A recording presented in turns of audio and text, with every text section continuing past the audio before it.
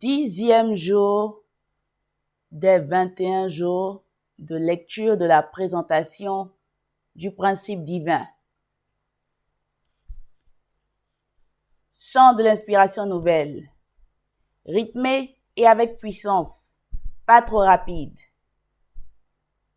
Né à la vie sur cette terre que Dieu a préparée, il m'a choisi pour construire son royaume de paix, révéler sa vérité, sa volonté, son but, vie, sacrifice, ton être, tout pour son désir, tout pour son désir. Des cieux s'élève un chant puissant, inspiration divine. Annonçons à tous le message de l'Éden retrouvé. Sacrifions-nous pour construire le royaume des cieux.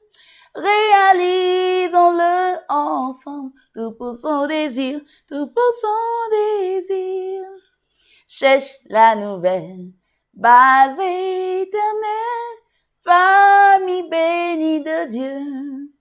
Longtemps attendu par le Père, Dieu de bonté aux cieux. Réponds cette vérité de bonté, d'amour. Établis une terre nouvelle, tout pour son désir, tout pour son désir. Au commencement d'une vie nouvelle, lève-toi pour la justice, dans la pure vie éternelle. Crée le monde du bien, nous le Père de toute bonté, notre idéal glorieux. Construisons un monde de paix, nous le construisons, nous le construisons. Lisons ensemble les pages du jour 10. Page 219 à 238.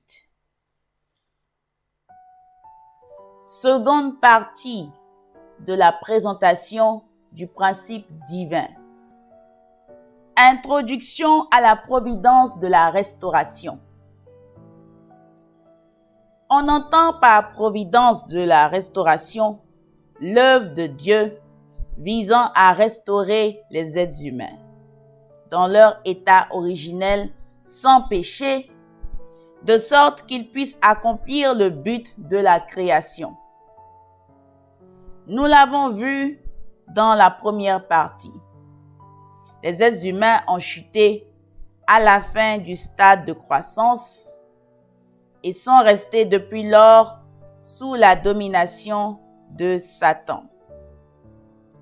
Afin de nous restaurer, Dieu œuvre pour nous couper de l'influence de Satan.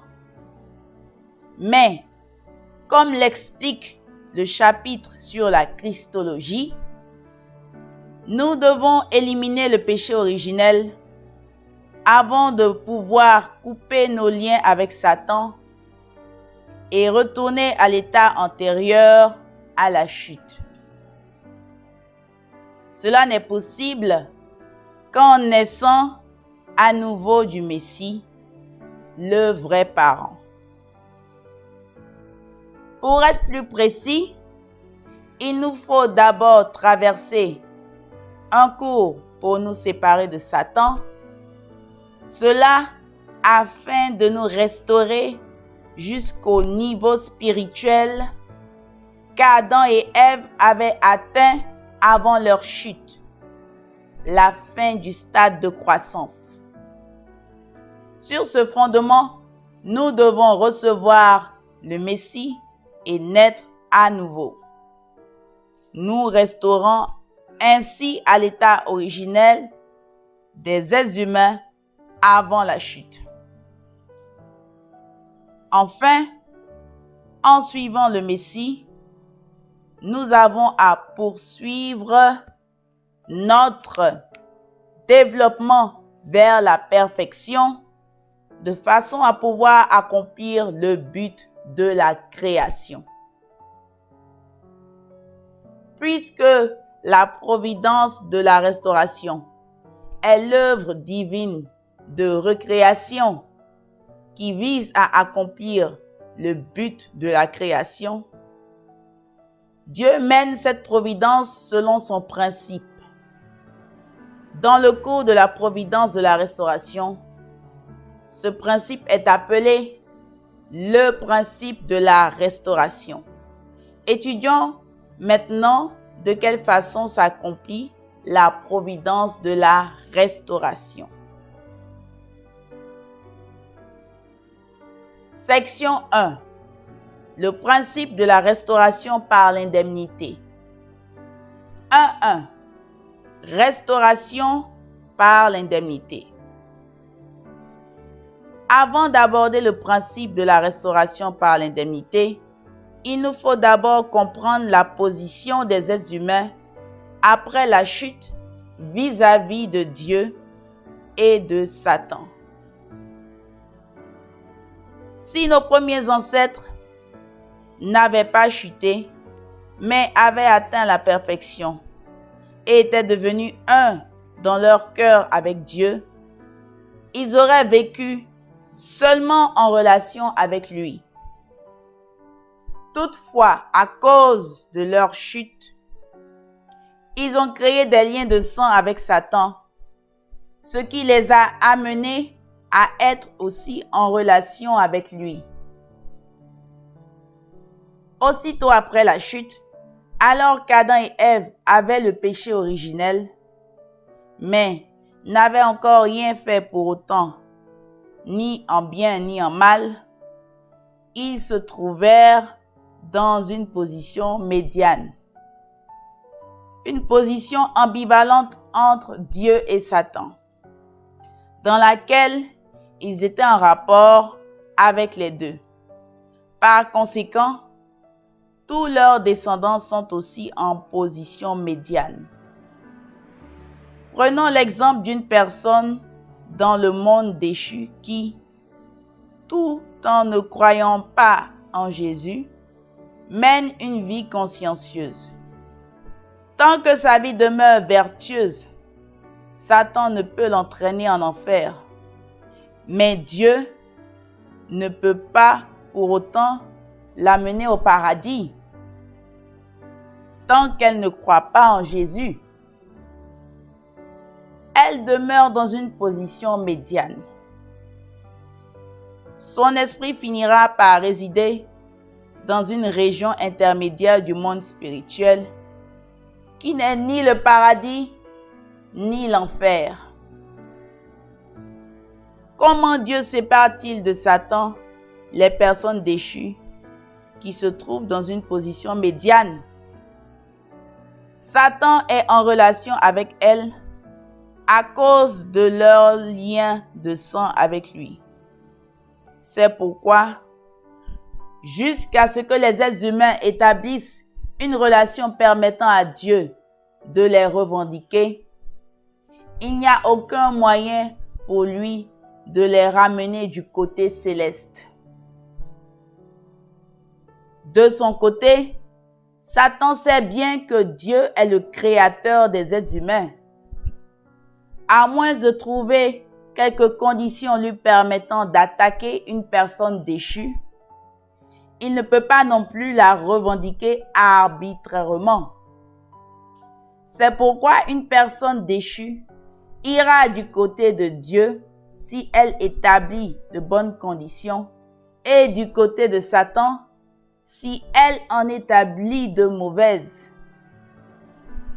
Par exemple, quand la famille d'Adam était en position médiane, Dieu demanda aux enfants, Caïn et Abel, de présenter des offrandes pour qu'ils puissent se trouver dans une position permettant à Dieu de mener sa providence par leur intermédiaire.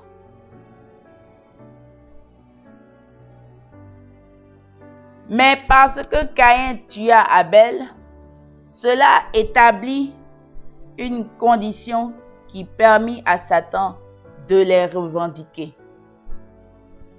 Dieu envoya Jésus aux personnes déchues pour leur permettre d'être de son côté, à condition de croire en lui. Malheureusement, lorsque Jésus vint, beaucoup le rejetèrent et demeurèrent du côté de Satan. C'est pour cette raison que Jésus est à la fois le Sauveur et le Seigneur du jugement. Quelle est alors la signification de la restauration par l'indemnité? Quand quelqu'un a perdu sa position ou sa situation initiale, il doit remplir certaines conditions pour y revenir. On appelle indemnité le fait d'établir de telles conditions de restitution. Par exemple, pour retrouver la réputation, la position ou la santé perdue, nous devons faire l'effort nécessaire ou payer le prix qui est dû. Supposons deux personnes qui se sont aimées et qui sont maintenant en mauvais termes. Elles doivent établir une condition de réconciliation avant que l'amour qu'elles connaissaient auparavant puisse être ravivé. De même, il est indispensable que les êtres humains qui ont abandonné la grâce de Dieu et se sont corrompus remplissent une certaine condition avant de pouvoir être restaurés à leur véritable valeur. Nous appelons ce processus consistant à restaurer la position ou l'état originel grâce à des conditions, la restauration par l'indemnité, et nous appelons la condition elle-même une condition d'indemnité. L'œuvre de Dieu pour restaurer les êtres humains à leur véritable état sans péché, en leur faisant établir des conditions d'indemnité, est appelée la providence de la restauration par l'indemnité. Quel rapport y a-t-il entre une condition d'indemnité et la valeur de ce qui a été perdu? Nous pouvons répondre en distinguant les trois types suivants de conditions d'indemnité. Le premier type consiste à établir une condition d'indemnité égale. Dans ce cas, la restauration est accomplie en établissant une condition d'indemnité d'un montant égal à la valeur de ce qui a été perdu par l'abandon de la position ou de l'état originel. Les actes de restitution ou de compensation sont des conditions d'indemnité de ce type. Le verset biblique « Vie pour vie, œil pour œil, dent pour dent » référence Exode chapitre 21, versets 23 à 24, donne des exemples de conditions d'indemnité égales. Le deuxième type consiste à établir une condition d'indemnité moindre. Dans ce cas, la restauration est accomplie en établissant une condition d'indemnité d'un montant moindre que la valeur de ce qui a été perdu. Par exemple, quand quelqu'un a une dette importante, si le créancier fait preuve de bonne volonté en remettant une partie de la dette, Le débiteur peut alors payer moins que le montant total et néanmoins être considéré comme quitte. Nous en trouvons un exemple remarquable dans la rédemption par la croix. Le seul fait d'établir une simple condition de foi en Jésus nous amène à recevoir la grâce bien plus grande du salut, ce qui nous permet de participer avec Jésus à la même résurrection. En recevant le baptême par l'eau, nous établissons une condition d'indemnité pour naître à nouveau spirituellement de Jésus et du Saint-Esprit. En outre, en recevant un morceau de pain et une coupe de vin lors du sacrement de l'Eucharistie, nous recevons la précieuse grâce de faire nôtre le corps et le sang de Jésus. Ce sont là quelques exemples de conditions d'indemnité moindres. Le troisième type consiste à établir une condition d'indemnité plus élevée.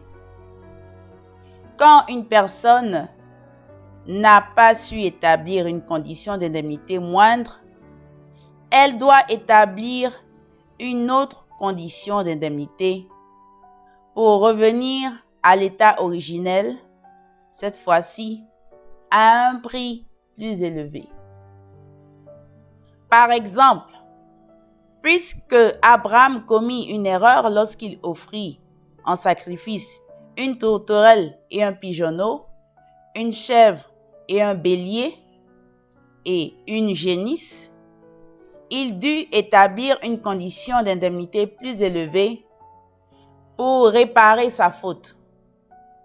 Dieu lui demanda donc d'offrir son fils unique, Isaac, en sacrifice.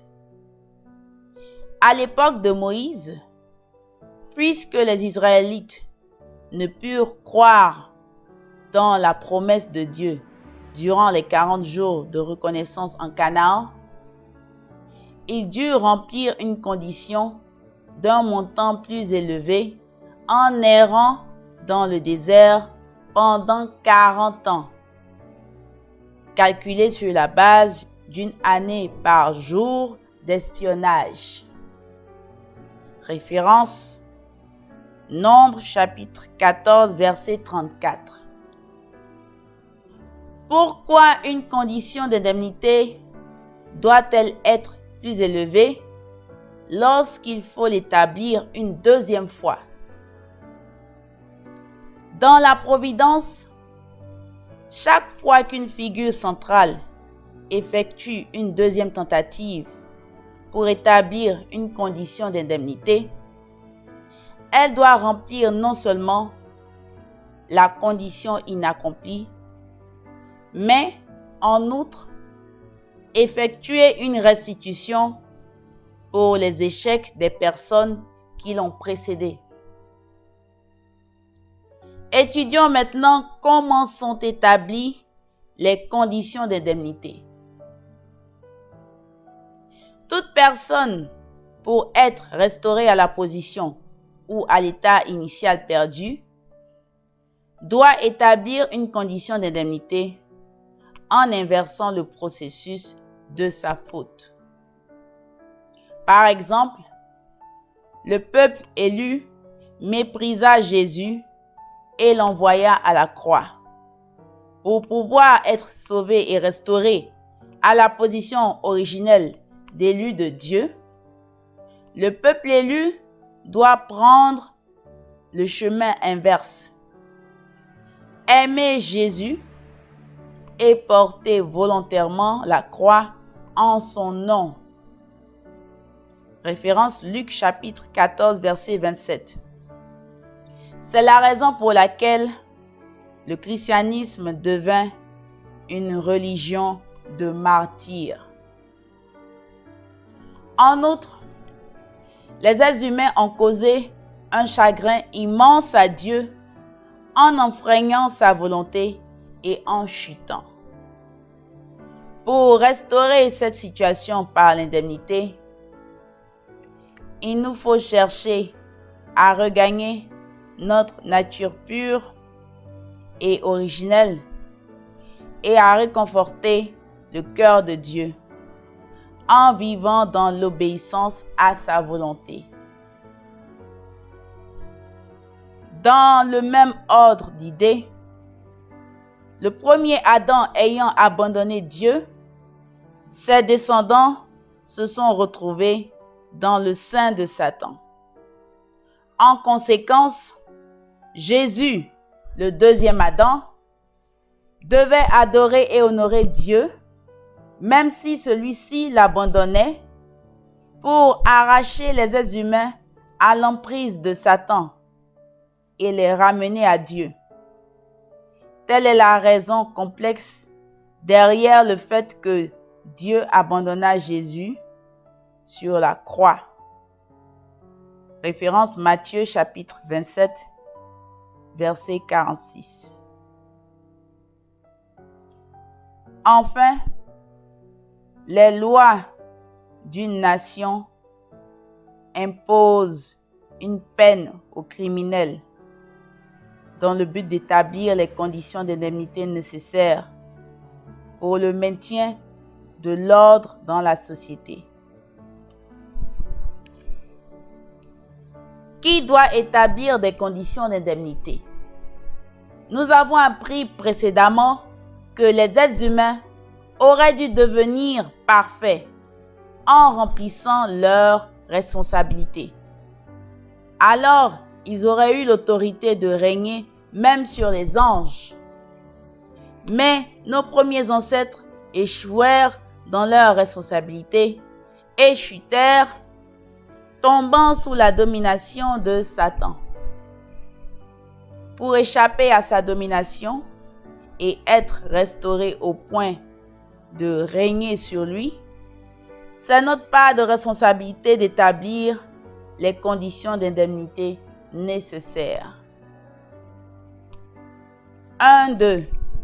Le fondement pour le Messie. Le Messie vient comme le vrai parent de l'humanité. Lui seul, en effet, peut ôter le péché originel en faisant naître à nouveau l'humanité issue de parents déchus. Pour que les êtres humains déchus soient restaurés à leur état originel, il est essentiel qu'ils reçoivent le Messie. Cependant, ils doivent d'abord établir le fondement pour le Messie. Quelles conditions d'indemnité sont requises pour établir le fondement pour le Messie? Afin de répondre à cette question, il nous faut d'abord comprendre comment Dieu aurait dû réaliser le but de la création et de quelle façon il échoua. Parce que la condition d'indemnité s'effectue en inversant le cours qui s'est écarté du chemin originel.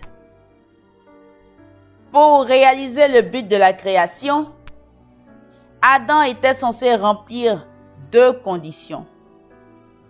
La première consistait à établir un fondement de foi. La personne chargée d'établir ce fondement était Adam lui-même.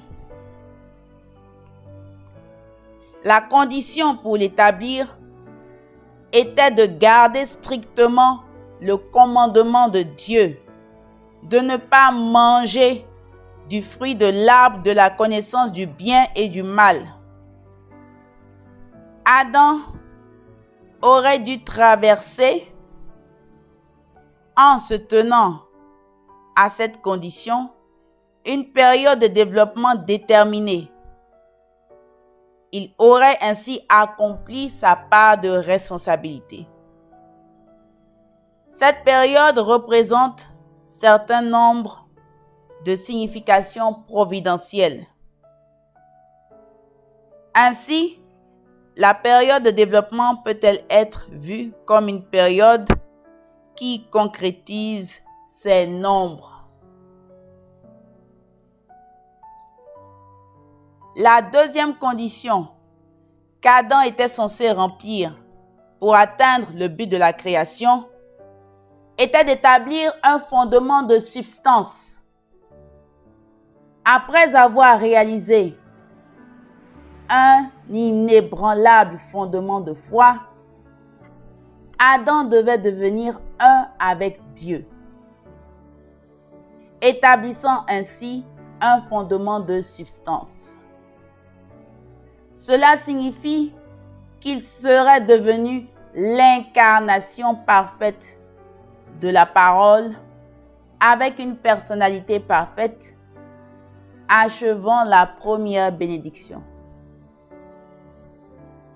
De cette façon, s'il n'avait pas chuté, Adam aurait accompli le but de la création. Pour qu'une personne déchue établisse un fondement pour le Messie, elle doit traverser un cours similaire. Établir d'abord un fondement de foi, puis un fondement de substance. 1, 2, 1. Le fondement de foi. Ayant désobéi à la parole de Dieu et chuté, Adam n'a pas pu établir de fondement de foi. Il n'est pas devenu l'incarnation parfaite de la parole et n'a pas non plus accompli le but de la création. Pour restaurer la base sur laquelle ils peuvent accomplir le but de la création, les êtres humains déchus doivent d'abord restaurer par l'indemnité le fondement de foi que nos premiers ancêtres n'ont pas su établir. La condition d'indemnité pour restaurer le fondement de foi comporte 3 aspects. Premièrement, il doit y avoir une figure centrale. Depuis l'échec d'Adam à établir le fondement de foi, Dieu a cherché des figures centrales capables de restaurer le fondement de foi perdu. Dieu demanda à Caïn et Abel de présenter des offrandes dans ce but. De même, Dieu appela des personnes comme Noé, Abraham, Isaac, Jacob, Moïse, les rois et Jean le Baptiste, dans le but de les établir comme figure centrale. Deuxièmement, un objet conditionnel doit être offert. En perdant la foi en Dieu, Adam perdit la parole de Dieu qui lui avait été donnée pour établir de fondements de foi. Les êtres humains déchus ne pouvaient donc plus recevoir directement la parole de Dieu pour restaurer le fondement de foi. Il devint alors nécessaire d'offrir des objets conditionnels se substituant à la parole. Les êtres humains furent avilis par la chute à un niveau inférieur aux choses de la création.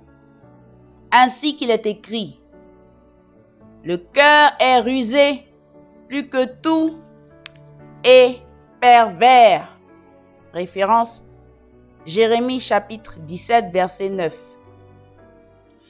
Dès lors, dans l'ère antérieure à l'Ancien Testament, les êtres humains pouvaient établir le fondement de foi en présentant une offrande ou son équivalent provenant de la nature, comme l'arche de Noé par exemple. Ainsi, le fondement de foi faisait aussi fonction de fondement pour restaurer toutes les choses profanées par Satan. Dans l'ère de l'Ancien Testament, soit la parole révélée dans la loi mosaïque, soit des substituts de la parole, comme l'arche de l'Alliance, le temple et diverses figures centrales, ont servi d'objets conditionnels, se substituant à la parole originelle. Dans l'ère du Nouveau Testament, les objets conditionnels étaient la parole révélée dans l'Évangile et Jésus, l'incarnation de la parole. Du point de vue de l'humanité, ces objets conditionnels étaient offerts dans le but d'établir le fondement de foi. Du point de vue de Dieu, les objets conditionnels étaient offerts pour lui permettre d'étendre sa souveraineté dans ces périodes providentielles. Troisièmement, une période d'indemnité fondée sur un nombre providentiel que nous appellerons période providentielle d'indemnité doit être accomplie. Pourquoi faut-il que cette période se fonde sur un nombre providentiel et quelle doit en être la durée? Ce sont des questions que nous aborderons en détail ultérieurement. 1, 2, 2. Le fondement de substance. Comme nous l'avons déjà établi plus haut, pour que les êtres humains déchus accomplissent le but de la création, ils doivent devenir de parfaites incarnations de la parole, un état que nos premiers ancêtres n'ont pas su atteindre. Devenir de parfaites incarnations requiert que nous soyons d'abord lavés du péché originel par le Messie. Toutefois, avant de pouvoir recevoir le Messie, il est essentiel que nous établissions un certain fondement pour lui, ce qui est accompli en réalisant le fondement de substance sur la base du fondement de foi. Après avoir reçu le Messie et avoir été restaurés à la position de nos premiers ancêtres avant leur chute, il nous reste encore un chemin à parcourir, ne faire plus qu'un avec le Messie, centré sur le cœur de Dieu, puis de suivre sur le chemin inexploré jusqu'à la fin de la période de développement et enfin devenir de parfaites incarnations. Les personnes déchues peuvent établir le fondement de substance en établissant une condition d'indemnité. La condition d'indemnité pour éliminer la nature déchue. En chutant, nos premiers ancêtres ont reçu le péché originel et ils n'ont pu développer leur nature originelle donnée par Dieu. Ils ont manifesté au contraire les caractéristiques fondamentales de la nature déchue. En accomplissant la condition d'indemnité pour éliminer cette nature, les personnes déchues établissent le fondement de substance par lequel elles peuvent recevoir le Messie, être lavées du péché originel et, en définitive, restaurer leur nature originelle.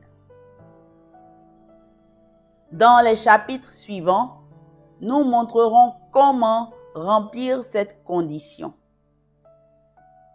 Section 2.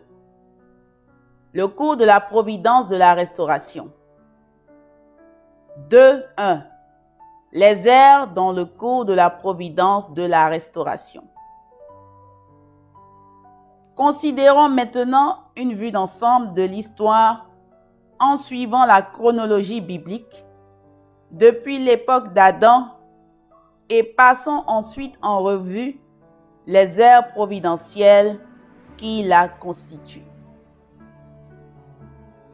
La providence permettant aux personnes déchues d'établir le fondement grâce auquel elles pourraient recevoir le Messie et d'accomplir alors le but de la création, commença avec la famille d'Adam.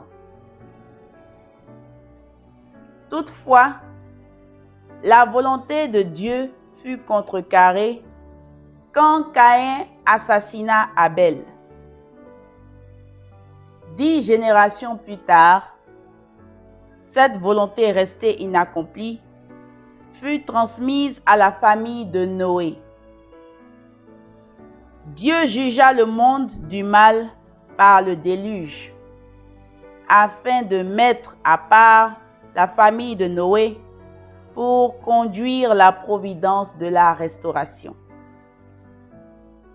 Dieu entendait achever la providence en établissant le fondement pour le Messie dans la famille de Noé, puis envoyer le Messie sur cette base.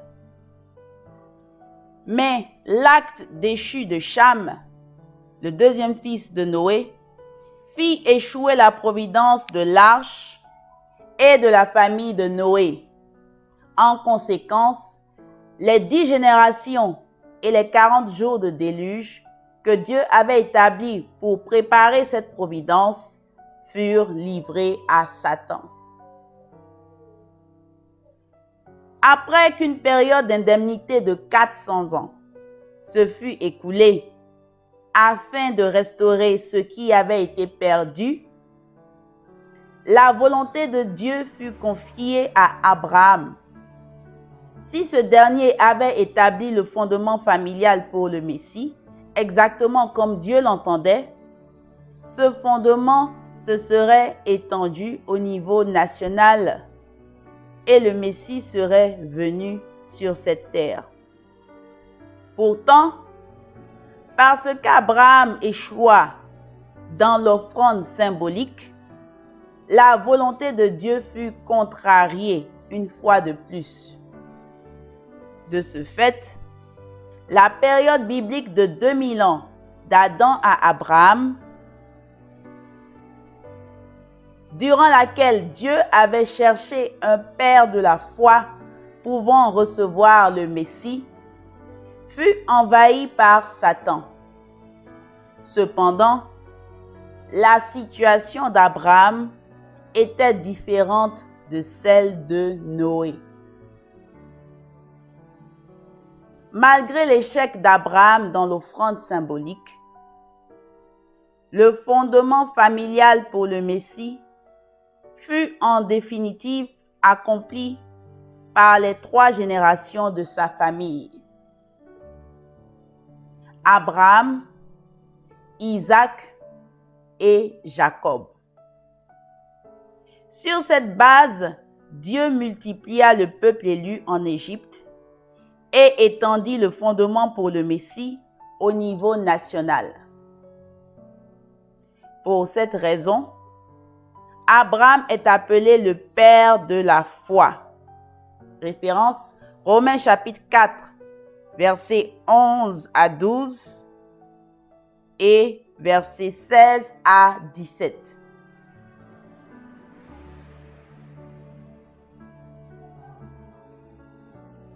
Si nous considérons cette ère strictement selon son résultat, nous pouvons comprendre que la période de 2000 ans d'Adam à Abraham avait pour but de trouver un père de la foi capable d'établir le fondement pour commencer la providence de la restauration.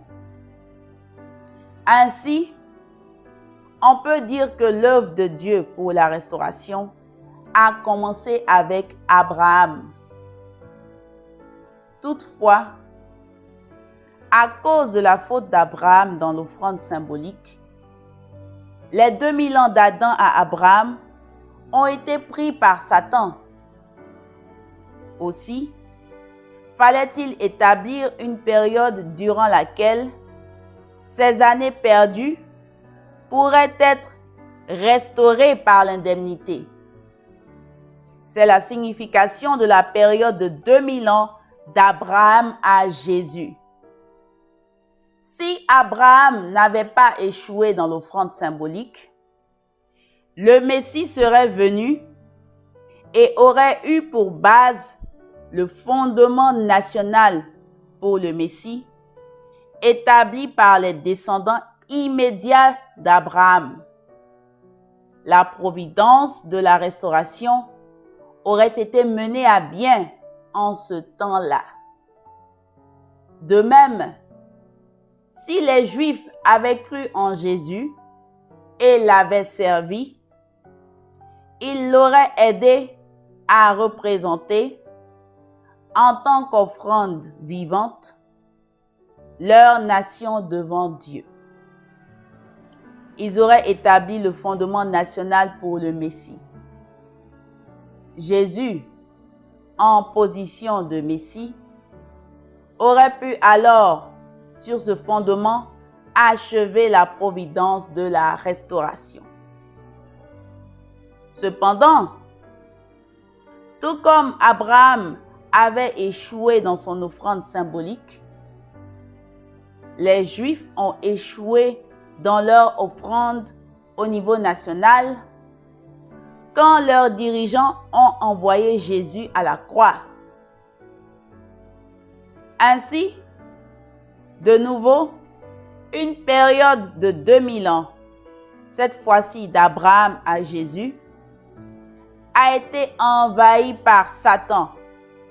En conséquence, une période comparable a dû être établie pour restaurer par l'indemnité la période précédente de 2000 ans. C'est la signification de la période de 2000 ans de l'époque de Jésus jusqu'à nos jours. Durant cette période, fondée sur la crucifixion et la résurrection de Jésus, les chrétiens sont appelés à établir le fondement mondial pour le Messie. 2.2. La classification des ères providentielles au cours de la restauration. Les ères providentielles au cours de la restauration révèlent le développement progressif de la providence. On peut les classifier selon 6 critères. 2.2.1. La classification des ères providentielles selon la révélation de la parole de Dieu. Petit 1. Durant la période de 2000 ans d'Adam à Abraham, les êtres humains n'avaient pas encore établi de conditions d'indemnité suffisantes pour recevoir directement la parole de Dieu. Tout au plus, les êtres humains déchus pouvaient-ils établir des conditions d'indemnité en présentant des offrandes. Ce faisant, ils ont posé le fondement pour la période suivante, au cours de laquelle Dieu a pu commencer son œuvre providentielle de restauration fondée sur la parole. Aussi, appelle-t-on cette période l'ère providentielle du fondement pour recevoir la parole. Petit 2. Durant la période de 2000 ans d'Abraham à Jésus, la spiritualité et l'intellect de l'humanité se sont développés au stade de formation grâce à la parole révélée dans l'Ancien Testament. Aussi, appelle-t-on cette période le stade de formation de la providence ou l'ère de l'Ancien Testament. Petit 3. Durant la période de 2000 ans de Jésus jusqu'au second avènement, la spiritualité et l'intellect de l'humanité se sont développés au stade de croissance grâce à la parole révélée dans le Nouveau Testament. Aussi, appelle-t-on cette période le stade de croissance de la providence ou l'ère du Nouveau Testament. Petit 4. Durant la période où la providence de la restauration doit s'achever après le second avènement du Christ, la spiritualité et l'intellect de l'humanité se développeront au stade d'accomplissement. Grâce à la parole du testament accompli qui sera donnée pour l'achèvement de la providence, de la restauration. Aussi, appelle-t-on cette période le stade d'accomplissement de la providence ou l'ère du testament accompli. 2.2.2. La classification des ères providentielles selon l'œuvre de Dieu pour la résurrection.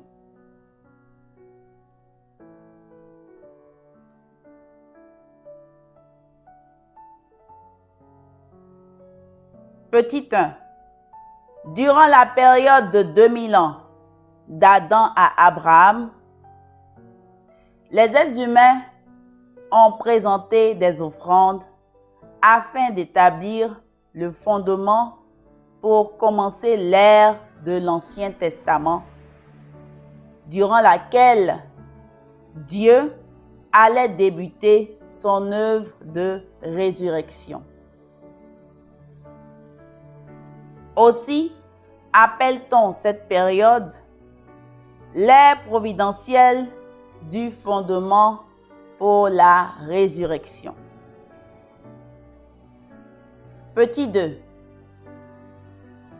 Durant la période de 2000 ans d'Abraham à Jésus, les êtres humains pouvaient être ressuscités au niveau d'esprit en formation grâce à la parole de l'Ancien Testament et au mérite de l'âge dans la providence de la restauration. Aussi, appelle-t-on cette période l'ère providentielle de la résurrection au stade de formation. Petit 3. Durant la période de 2000 ans de Jésus jusqu'au second avènement, les êtres humains pouvaient être ressuscités au niveau d'esprits vitaux grâce à la parole du Nouveau Testament et au mérite de l'âge dans la providence de la restauration. Aussi appelle-t-on cette période l'ère providentielle de la résurrection au stade de croissance. Petit 4. Durant la période où la providence de la restauration doit s'achever après le second avènement du Christ, les êtres humains pourront être intégralement ressuscités au niveau d'esprit divin grâce à la parole du testament accompli et au mérite de l'âge dans la providence de la restauration. Aussi, appelle-t-on cette période l'ère providentielle de la résurrection au stade d'accomplissement. 2.2.3. La classification des ères providentielles selon la restauration par l'indemnité des fondements de foi perdus. Petit 1. Durant la période de 2000 ans d'Adam à Abraham, Dieu a établi le fondement pour l'ère de l'Ancien Testament. Bien que cette période ait été prise par Satan, Dieu, en choisissant Abraham, a pu commencer l'ère de l'Ancien Testament, au cours de laquelle il a restauré cette première période par l'indemnité. Aussi, appelle-t-on cette période l'ère providentielle du fondement pour la restauration par l'indemnité. Petit 2. Durant la période de 2000 ans d'Abraham à Jésus, Dieu a restauré par l'indemnité la période précédente de 2000 ans, envahie par Satan à cause de la faute d'Abraham dans l'offrande symbolique, en œuvrant principalement avec le peuple d'Israël. Aussi appelle-t-on cette période l'ère providentielle de la restauration par l'indemnité. Petit 3. Durant la période de 2000 ans, de Jésus jusqu'au second avènement, Dieu a restauré par l'indemnité l'ère de l'Ancien Testament, envahie par Satan à cause de la crucifixion de Jésus, en œuvrant principalement avec le christianisme. Aussi, appelle-t-on cette période l'ère providentielle de la prolongation de la restauration par l'indemnité. Petit 4.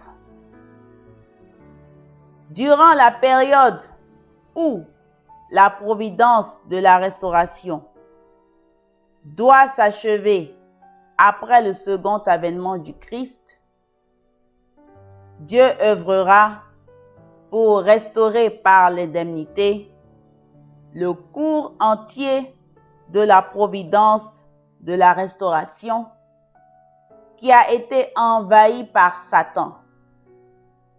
Aussi, appelle-t-on cette période l'ère providentielle de l'achèvement de la restauration par l'indemnité. 2.2.4. La classification des ères providentielles selon le niveau du fondement pour le Messie. Petit 1. Durant la période de 2000 ans, d'Adam à Abraham, Dieu a établi le fondement familial pour le Messie en choisissant la famille d'Abraham sur la base des sacrifices offerts. Aussi appelle-t-on cette période l'ère providentielle du fondement familial pour le Messie. Petit 2. Durant la période de 2000 ans, d'Abraham à Jésus, Dieu a œuvré pour établir le fondement national pour le Messie en élevant Israël grâce à la parole de l'Ancien Testament. Aussi, appelle-t-on cette période l'ère providentielle du fondement national pour le Messie. Petit 3. Durant la période de 2000 ans, de Jésus jusqu'au second avènement, Dieu a établi le fondement mondial pour le Messie en développant le christianisme partout dans le monde grâce à la parole du Nouveau Testament. Aussi, appelle-t-on cette période l'ère providentielle du fondement mondial pour le Messie. Petit 4. Durant la période où la providence de la restauration doit s'achever après le second avènement du Christ, Dieu accomplira le fondement universel pour le Messie en œuvrant dans le ciel et sur la terre grâce à la parole du testament accompli. Aussi, appelle-t-on cette période l'ère providentielle du fondement universel pour le Messie. 2.2.5. La classification des ères providentielles selon la responsabilité. Petit 1. Durant la période de 2000 ans d'Adam à Abraham, Dieu a établi le fondement sur lequel il pourrait conduire sa providence dans l'ère suivante de l'Ancien Testament, une providence qui devait s'accomplir sous la responsabilité de Dieu. Aussi, appelle-t-on cette période l'ère providentielle du fondement pour un cours sous la responsabilité de Dieu. Petit 2. Durant la période de 2000 ans, d'Abraham à Jésus, Dieu a pris responsabilité en tant que créateur des êtres humains et mené à bien la providence de la restauration au stade de formation.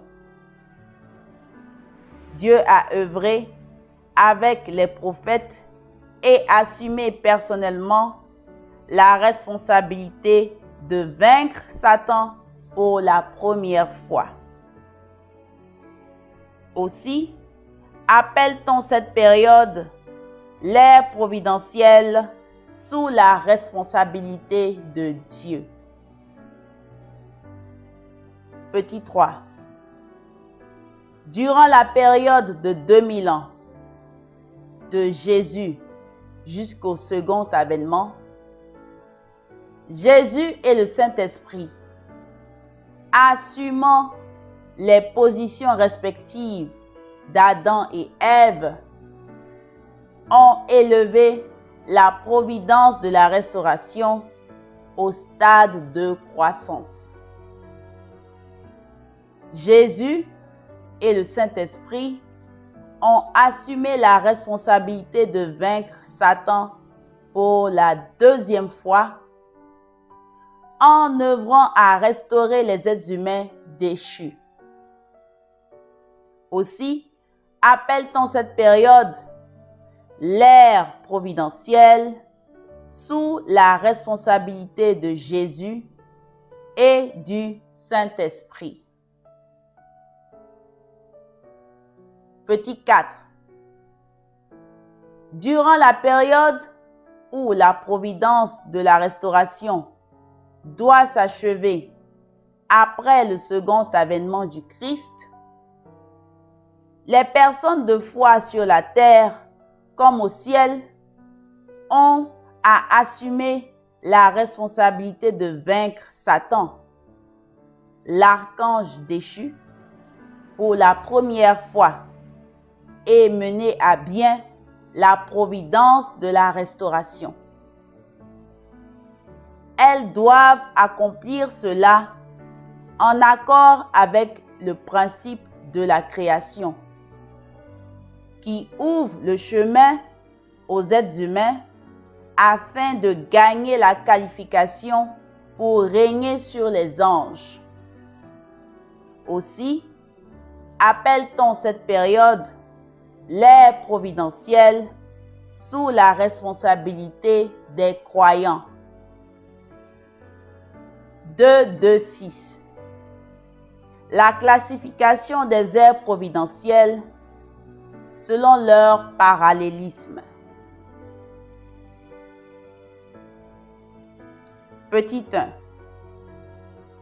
Durant la période de 2000 ans, d'Adam à Abraham, le fondement pour le Messie a été restauré en établissant les conditions d'indemnité symbolique. Aussi appelle-t-on cette période l'ère providentielle de type symbolique. Petit 2. Durant la période de 2000 ans d'Abraham à Jésus, le fondement pour le Messie a été restauré en établissant des conditions d'indemnité de type image. Aussi appelle-t-on cette période l'ère providentielle de type image. Petit 3. Durant la période de 2000 ans de Jésus jusqu'au second avènement, le fondement pour le Messie a été restauré en établissant des conditions d'indemnité substantielles. Aussi appelle-t-on cette période l'ère providentielle de type substantiel.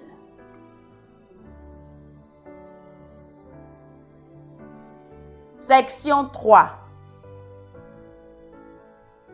L'histoire de la providence de la restauration et moi-même. En tant qu'individu, chacun d'entre nous est un produit de l'histoire de la providence de la restauration. Pour cette raison, la personne qui doit accomplir le but de l'histoire n'est autre que chacun de nous. Donc, moi-même. Je dois prendre la croix de l'histoire et accepter la responsabilité de suivre cette vocation.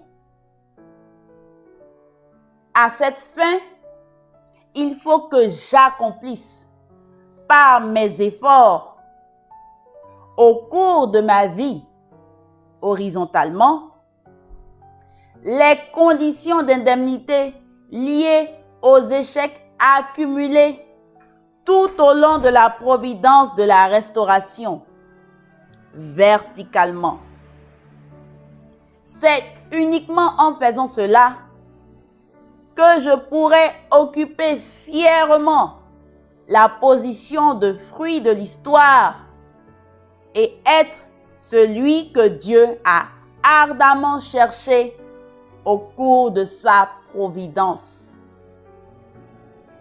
En d'autres termes, c'est à moi de restaurer par l'indemnité dans ma génération toutes les missions inaccomplies des prophètes et des saints du passé, appelés en leur temps à porter la croix de la restauration.